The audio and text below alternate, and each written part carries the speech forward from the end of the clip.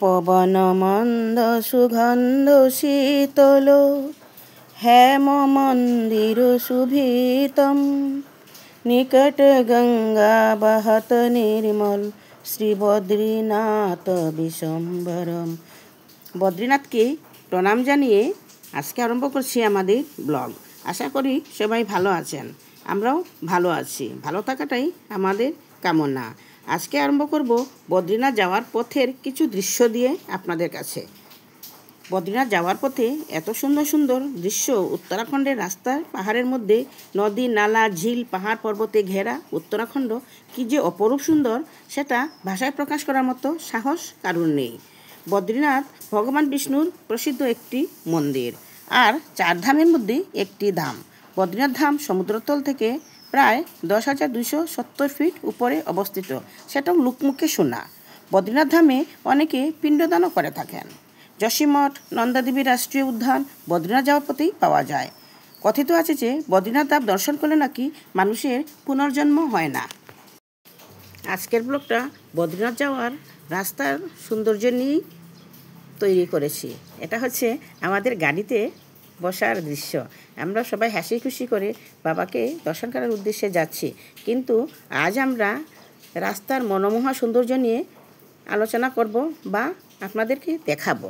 দেখেন কত সুন্দর, কি ভালো লাগছে দেখে। বাঁদিকে বয়ে চলেছে অলকানন্দা আর আমরা চলছি বদ্রীনাথ বাবাকে দর্শন করতে উপরের দিকে। কিন্তু আমরা ইতিমধ্যে অলকানন্দার সৌন্দর্য আপনাদের সামনে তুলেই ধরেছি, আর এখন যাচ্ছি আমরা এই সৌন্দর্যগুলো উপভোগ করতে করতে। কি যে মনমোহা দৃশ্য, যেটা বোঝাতে পারা যায় না।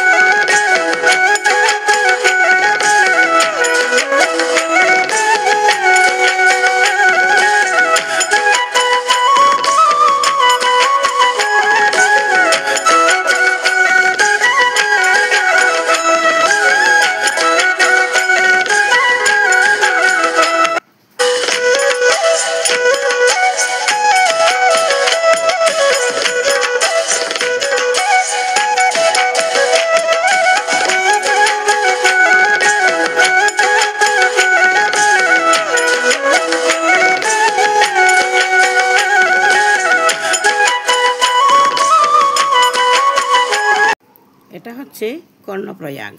এখন আমরা দেখতে পাচ্ছি সামনে কর্ণপ্রয়াগ। কর্ণপ্রয়াগকে পঞ্চপ্রয়াগও বলা হয়। Vishnuprayag Alaknanda and Dhauliganga, Nandaprayag Alaknanda and Nandakini, Karnaprayag Alaknanda and Pindar, Rudraprayag Alaknanda and Mandakini, Devprayag Alaknanda and Bhagirathi. এই 5টা নদীর সঙ্গমস্থলকেই পঞ্চপ্রয়াগ বলা হয়। পঞ্চপ্রয়াগ দেখতে খুবই সুন্দর। 5টি পুণ্য নদীর নাম দিয়েই পঞ্চপ্রয়াগের সৃষ্টি হয়েছে। দেখেন পঞ্চপ্রয়াগের দৃশ্য অপরূপ সুন্দর, খুব ভালো লাগছে দেখে। কি সুন্দর জলের ধারা।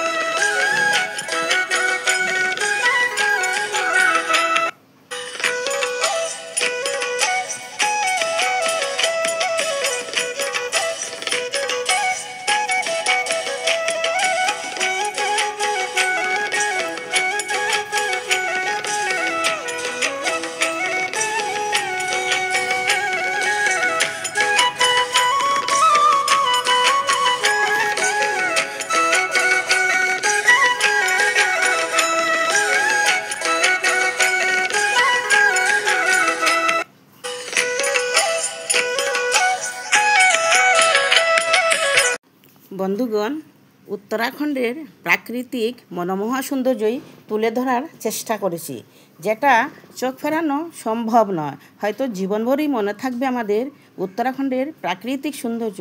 কী যে অপরূপ সৌন্দর্য, নানা ধরনের ফুলে কী যে সুন্দর একটা সৃষ্টি করেছে, সেটা ভাষায় প্রকাশ করার মতো নয়।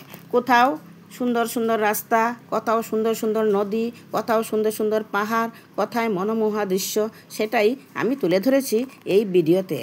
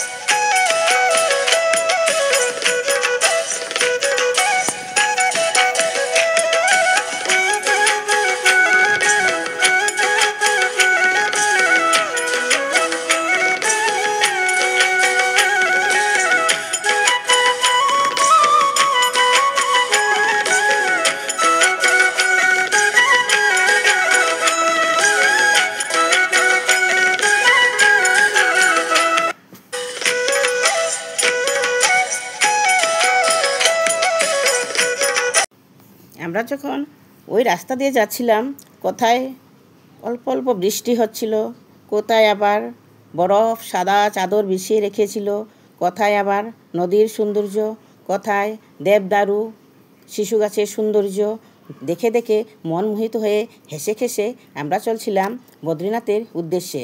আপনারা যেটা দেখছেন সেটা আমি আগেও বলেছি, এবারও বলছি, সম্পূর্ণ দৃশ্যটা কিন্তু উত্তরাখণ্ডের প্রাকৃতিক সৌন্দর্য দিয়েই আমি তৈরি করেছি। আর দেখেন কিভাবে স্নোফল হচ্ছে, রাস্তার গাড়িগুলা লাইট জ্বালিয়ে জ্বালিয়ে যাচ্ছে। ওইটা কিন্তু বৃষ্টি না, ওইটা স্নোফলের দৃশ্য। বৃষ্টিটা আগে হয়েছিল, এটা স্নোফলের দৃশ্য। কিন্তু আমাদের যেহেতু যেতে হবে, তাই আমরা চলছি এগিয়ে। দেখেন রাস্তার দুই পাশে কি সুন্দর সুন্দর গাছগুলা। এখানে একটা ড্যাম আছে, আমরা ওইটা দিকে গিয়ে ওইটাও দেখেন কত সুন্দর।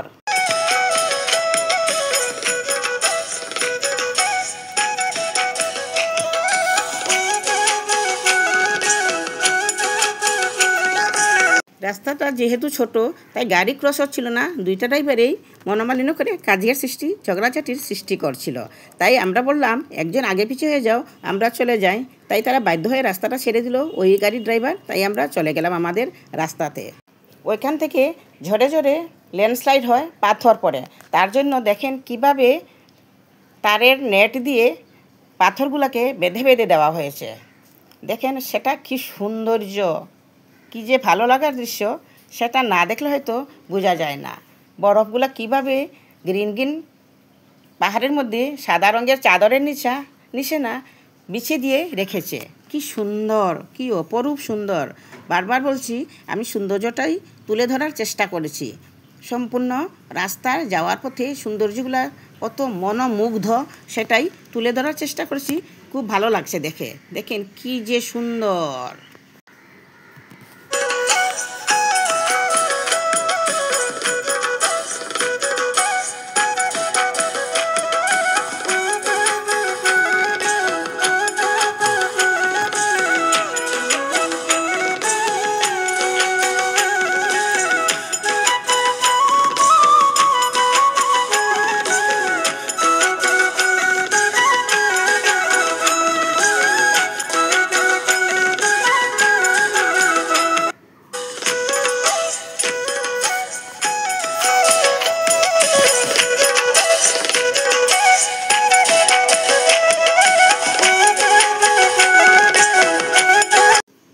এই ব্রিজটা ক্রস করলে এখন আমরা পাবো হনুমান চট্টি। হনুমান চট্টি জায়গাটাও ভীষণ সুন্দর। এই যে সামনে দেখতে পাচ্ছেন লাল রঙের মন্দিরটা, সেটাই হচ্ছে হনুমানের মন্দির। তীর্থযাত্রীরা ওখানে দর্শন করছে। আমরা আসার সময় দর্শন করব বলে হনুমান মন্দিরকে দর্শন করলাম না।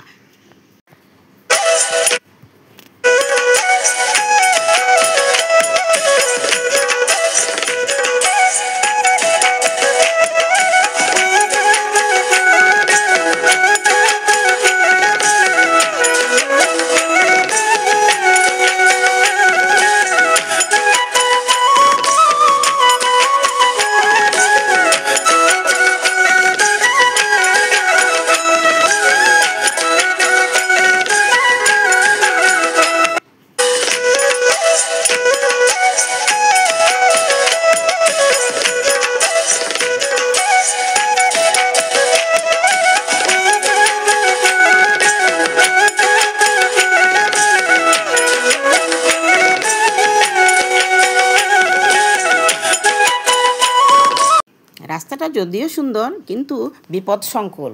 কখন যে বিপদ আসতে পারে সেটা কিন্তু বলা অসাধ্য।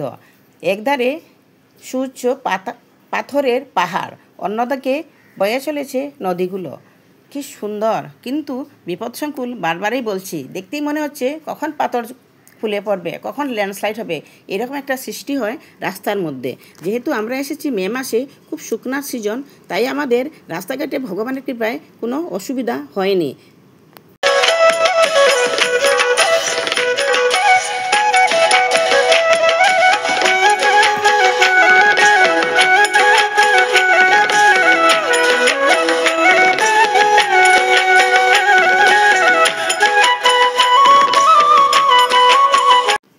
কত জায়গায় যে গ্লেশিয়ারগুলো জমা হয়ে আছে, দেখতে কী যে সুন্দর, সেটা বলার মতো না। বা হাতে এগুলো গ্লেশিয়ার, হয়তো আমি আপনাদেরকে ভালো করে দেখাতে পারছি না। আর দেখেন কিভাবে মেঘগুলা চড়ে চড়ে ঘুরছে পাহাড়ের গায়ে গায়ে, যেন মনে হচ্ছে হাত দিলেই ওদেরকে আমরা ধরতে পারবো, আমাদের কাছে নিয়ে আসতে পারবো। কিন্তু অপরূপ সুন্দর।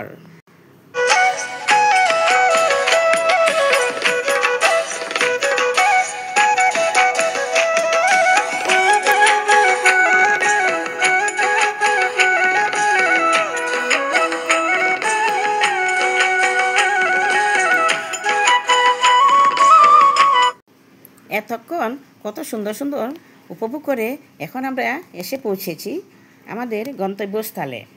দেখেন আমরা সবাই কত আনন্দ, কত মজা ধেমালি করে আমরা চলছি। আমাদের ওই ড্রাইভারটা আমাদের সঙ্গে 10 দিন 10 রাত্র ছিল। ওই ভদ্রলোকে যদি না দেখাই, আমাদের কাছে যদি তুলে না রাখি, তাহলে হয়তো আমাদের কলঙ্ক। ওনাকেও তুলে ধরলাম আমার ক্যামেরাতে। দেখেন সবাই ভালোবাসা দিয়ে যাচ্ছে। সবাই একদিন একসাথে ছিলাম এতদিন, তাই এখন বিদায়ের বেলা আমরা বিদায় নিয়ে যাব। আর আমরা আবার আসার চেষ্টা করব। আমার ভিডিওটা যদি আপনাদের কাছে ভালো লেগে থাকে, দেখুন সবাই আপনাদেরকে ভালোবাসাই দিচ্ছে। আমার ভিডিওটা যদি আপনাদের কাছে ভালো লেগে থাকে তো সাবস্ক্রাইব করবেন, একটা শেয়ার করে বন্ধুবান্ধবের কাছে পৌঁছে দেবেন, একটা লাইকও করবেন। আর আপনারা আমার ভিডিওটা দেখতে থাকবেন। জয় বদ্রীনাথ বলে নিচে কমেন্টসে লিখবেন। বদ্রীনাথ বাবা যেন সবের মনের আশা পূর্ণ করেন। বদ্রীনাথ বাবার কাছে ওইটাই আমার প্রার্থনা।